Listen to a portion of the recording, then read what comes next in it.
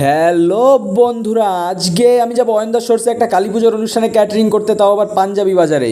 ভাই কাজের স্পটে পৌঁছাবার সাথে সাথেই অয়ন্দা বললো তোরা তোদের মতো টিফিনটা করে নিয়ে। এবার আমি বাড়ি থেকে খেয়ে গেছিলাম, সেটা আলাদা ব্যাপার। যাই হোক ভাই, অয়ন্দার এই কথা বলার পর বাকি দায়িত্ব তো আমাদের। এরপর ভাই খাওয়া দাওয়া শেষ করে একটু রেস্ট নিয়ে খবর পেলাম যে বাইরে মোটামুটি আমপান্না রেডি হয়ে গেছে, তাই আমি বাইরে গিয়ে একটু আমপান্নাটা টেস্ট করে আসলাম। আর এটা হচ্ছে আমার আজকের কাজের মালিক অয়ন্দা। অয়ন্দা হয়তো একটু বেলি ডান্স করার ট্রাই করছিল নোরাফতের মতো।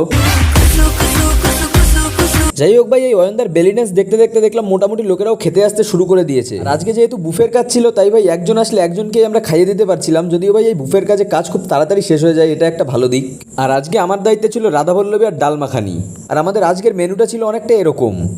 ഞാനിരുന്ന് കായുമ്മ കയ്യിലെന്റെ മുത്തമ്മ കാലകത്തി വെച്ചപ്പോ കരിപിടിച്ച തത്തമ്മ ഞാനിരുന്ന് കായുമ്മ കയ്യിലെന്റെ മുത്തമ്മ। আজকে আমাদের কাজ মোটামুটি 2 ঘন্টার মধ্যে